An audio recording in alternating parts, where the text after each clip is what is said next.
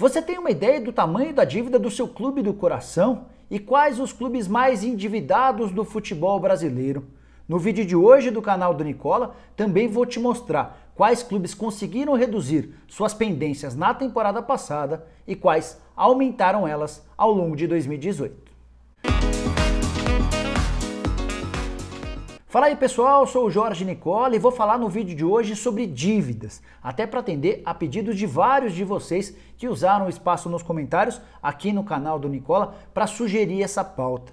Eu esperei que os balanços oficiais fossem publicados pelos clubes no fim do mês de abril e com a ajuda do pessoal do Itaú BBA vou apresentar para vocês uma série de estatísticas, começando pelo clube que menos deve entre os 20 integrantes da Série A, com a ressalva de que o CSA não está nessa conta porque o Itaú BBA não teve acesso aos dados. O clube que menos dívidas tem entre todos os integrantes da Série A é o Goiás, que fechou a temporada passada com apenas 5 milhões e 900 mil reais de dívidas. Ainda assim, a temporada passada não foi das melhores do ponto de vista financeiro para o Esmeraldino. É que o time tinha 6 milhões e meio de reais no positivo. E depois de se endividar em 12 milhões e 400 mil reais na temporada passada, fechou com uma dívida de 5 milhões e 900 mil reais. Para ser mais preciso, 5 milhões 906 mil reais. De qualquer maneira, é o clube com a menor dívida entre todos os integrantes da primeira divisão.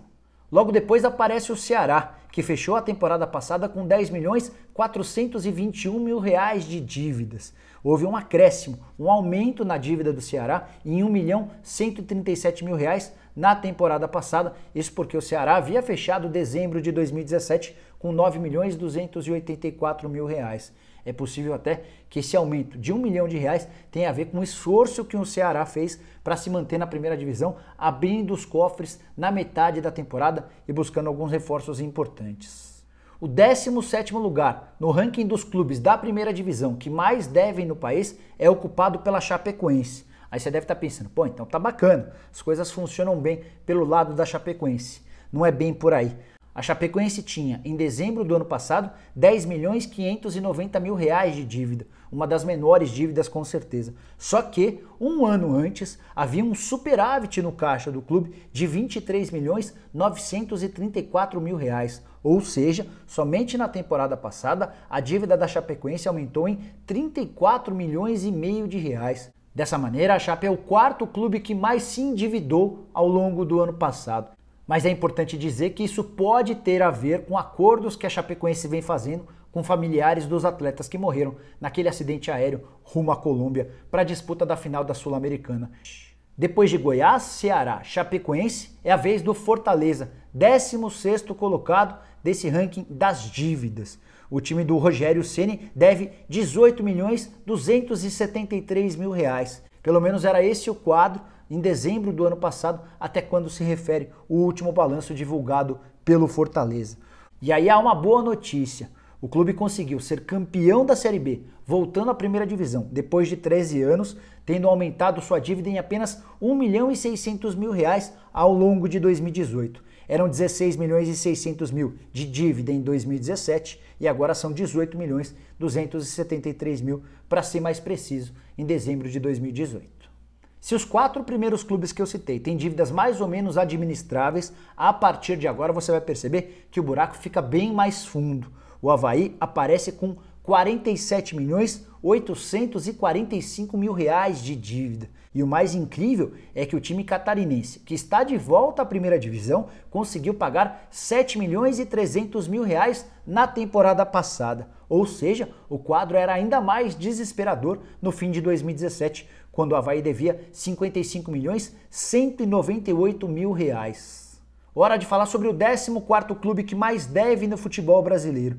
E já ultrapassamos a marca dos 100 milhões de reais. O Bahia deve 134 milhões e 50 mil reais. Com a observação de que o time do presidente Guilherme Belintani ainda conseguiu pagar pouco mais de 2 milhões de reais de dívidas na temporada passada. Ou seja, o buraco chegou a ser ainda mais feio. Em dezembro de 2017, o Bahia devia 136 milhões 128 mil reais. O primeiro dos grandes a aparecer nesse ranking é o Grêmio, 13º colocado. E aí a notícia é excelente para o torcedor tricolor, presidente Romildo Bolzan segue diminuindo consideravelmente, ano após ano, a dívida do Grêmio, que deve nesse momento 228.510.000 reais. Na temporada passada foram 45 milhões de reais de dívidas pagas pelo tricolor gaúcho. Dessa maneira, a dívida do Grêmio, que era em dezembro de 2017 de 273 milhões de reais, caiu para 228 milhões de reais. É daquele grupo do G12, que a gente costuma dizer, o grupo dos 12 grandes, o clube que menos deve no futebol brasileiro. Se as coisas no Grêmio vão bem, no Inter não ficam muito distantes. O Colorado é o 12º com maior dívida no futebol brasileiro, 280.214 mil reais. Só que, se o Grêmio pagou 45 milhões de dívidas no ano passado, o Inter aumentou sua dívida em 15.807 mil reais na temporada passada. Eram 264 milhões de reais de débitos do Inter em 2017 contra 280 milhões e 214 mil reais em dezembro de 2018. A 11ª colocação desse ranking é ocupada pelo Santos, que no primeiro ano da era José Carlos Pérez viu sua dívida aumentar em 13.796 mil reais. A dívida do Peixe, em dezembro de 2018, era de 294.728 mil reais, contra 280.932 mil de um ano antes.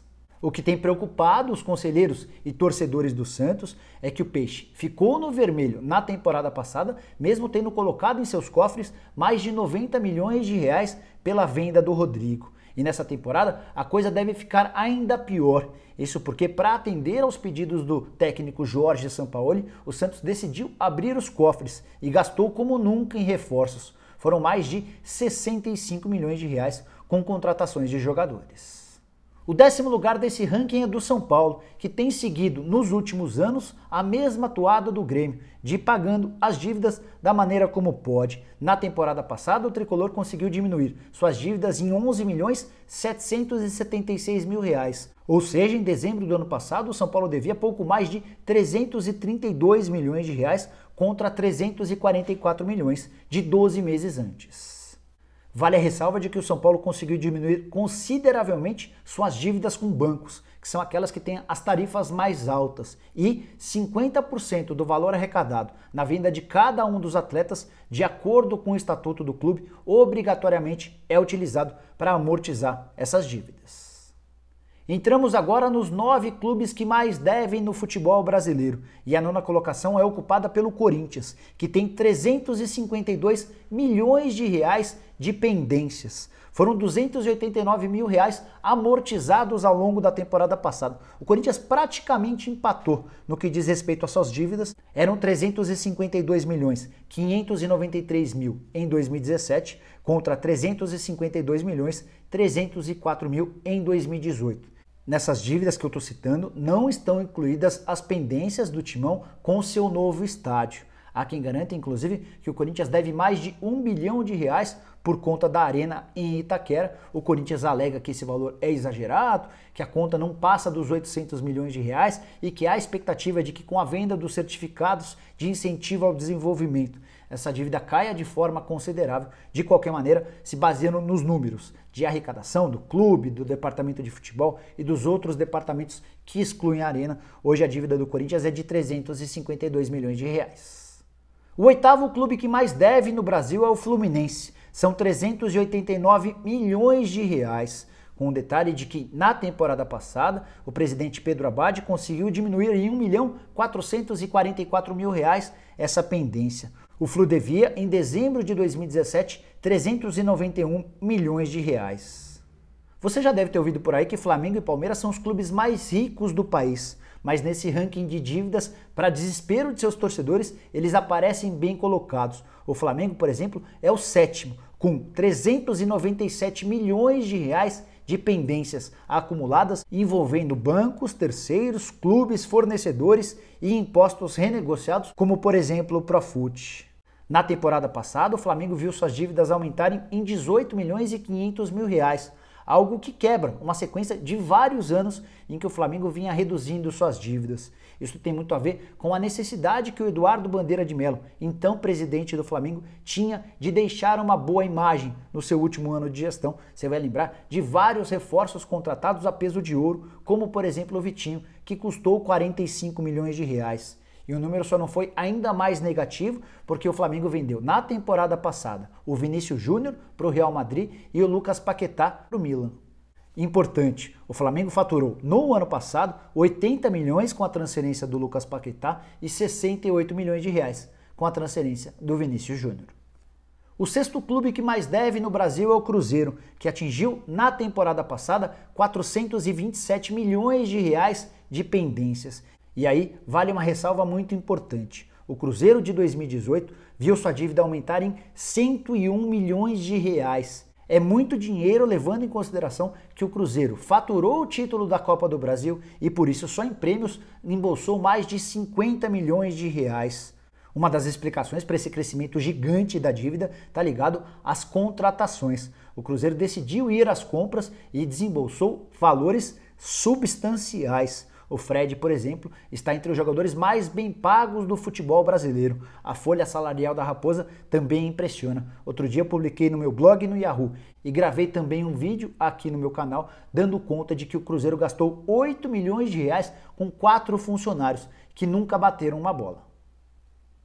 Uma das consequências desses gastos exagerados é que o Cruzeiro recentemente pediu para o seu Conselho Deliberativo um empréstimo de 300 milhões de reais. O Conselho aceitou e agora o Cruzeiro tenta conseguir esse dinheiro no mercado para pagar as dívidas mais emergenciais. Entre elas, são várias pendências com clubes que foram à FIFA para exigir esse dinheiro de volta. Se o Cruzeiro não fizer o pagamento, ele pode sofrer algumas punições pesadas, como perda de pontos e a exclusão de campeonatos internacionais. Lembra que eu falei sobre os clubes mais ricos? Flamengo e Palmeiras? Se o Flamengo é o 7º colocado, o Palmeiras aparece na 5ª colocação no ranking dos clubes que mais devem no Brasil. O Verdão fechou dezembro de 2018 com 437 milhões de reais de dívidas. Importante, foram 141 milhões 814 mil reais de crescimento dessa dívida. Nenhum outro clube no Brasil viu sua dívida aumentar de maneira tão significativa na temporada passada. Mas aí, ao contrário do Cruzeiro, há uma explicação técnica. É que nos últimos anos a Crefisa, patrocinadora do Palmeiras, ajudou na contratação de 9 atletas e colocou 120 milhões de reais no clube. Depois de uma denúncia interna feita por alguém do Palmeiras à Receita Federal, a Crefisa foi multada em mais de 80 milhões de reais pelo repasse de dinheiro. E a partir daí a Crefisa se sentou com o Palmeiras e exigiu que todo esse dinheiro fosse transformado num empréstimo. Com juros e correções monetárias, esses 120 milhões de reais ultrapassaram 140 milhões de reais e ajudam a explicar o porquê da dívida do Palmeiras ter crescido tanto de dezembro de 2017 para dezembro de 2018. Se a gente excluir essa questão, o Palmeiras teve um superávit de 30 milhões e 700 mil reais na temporada passada. Então, de fato, as contas estão equilibradas. Mas existe essa pendência que tem tudo a ver com a ajuda nas compras de Luan, Fabiano, Bruno Henrique, Guerra, Thiago Santos, Borja, Daverson, Dudu e Lucas Lima. O quarto clube que mais deve no país é o Vasco, que fechou dezembro de 2018 com 440 milhões de reais de pendências. Mas nem tudo parece estar perdido para o clube de São Januário. É que no primeiro ano de gestão de Alexandre Campeiro foram pagos 39 milhões 236 mil reais de dívida, ou seja, o Vasco que devia, em dezembro de 2017, 479 milhões de reais, viu essas pendências caírem para 440 milhões de reais. Valor muito próximo ao do Palmeiras, do Cruzeiro e até do Flamengo. Chegamos ao top 3. Os 3 clubes que mais devem no futebol brasileiro e o pódio, na terceira posição, é ocupado pelo Atlético Paranaense, que fechou ano passado com 444 milhões de reais, um acréscimo de 12 milhões e 600 mil em 2018. A curiosidade é que o Furacão foi campeão da Sul-Americana no ano passado e se mostrou bem ajeitado financeiramente. Mas não é o que os números mostram. O Atlético Paranaense tinha 431 milhões de reais de dívidas em dezembro de 2017 e pulou para 444 milhões 161 mil reais no fim de 2018. O vice-campeão, o segundo clube que mais deve no país, é o Atlético Mineiro. São 583 milhões de reais. O detalhe, foram 75 milhões 565 mil reais de acréscimo na dívida somente em 2018. E o que chama a atenção é que o presidente Sérgio Sete Câmara assumiu em janeiro do ano passado, prometendo austeridade total, assegurando que não pagaria salários altos, até por isso o Atlético teve um elenco muito pior no ano passado na comparação com anos anteriores, mas foram 75 milhões de reais de acréscimo no endividamento do Galo. E chegamos ao primeiro lugar. O campeão de dívida do futebol brasileiro é o Botafogo. São 657 milhões de reais. O Botafogo que teve um aumento na sua dívida de 3 milhões 609 mil reais na temporada passada. Nem é um valor tão significativo perto de outros clubes como Atlético Mineiro, Palmeiras, Cruzeiro, Flamengo. Mas o Botafogo deve muito e para quase todo mundo. O valor saltou de 653 milhões em dezembro de 2017 para 657 milhões em dezembro de 2018. O pior é que, além de ter esse número monstruoso de endividamento, o Botafogo segue sem o centro de treinamento dos melhores, paga para jogar quando atua no Newton Santos, tem um dos elencos mais pobres de sua história e provavelmente vai brigar mais um ano para não cair no Campeonato Brasileiro. Para arrematar, esses números são de uma análise do Itaú BBA, que costuma se debruçar sobre os balanços de todos os clubes grandes do futebol brasileiro, para tentar explicar um pouquinho da situação de cada um deles. Eu conversei com o pessoal do Itaú para preparar esse vídeo. Espero que você tenha gostado. Se curtiu, não esqueça de dar um like. Se ficou com alguma dúvida, eu vou deixar na descrição desse texto um link para o meu blog. Lá tem uma matéria completa com ainda mais detalhes que podem também te esclarecer outras dúvidas. E você que ainda não se inscreveu no canal, eu peço que você o faça e acione o sininho, assim você é notificado toda vez que eu fizer uma live ou um vídeo novo. Ah, e não esqueça de usar o espaço dos comentários para perguntas, dúvidas, sugestões, seja lá o que for, beleza? A gente se vê em breve, um abraço!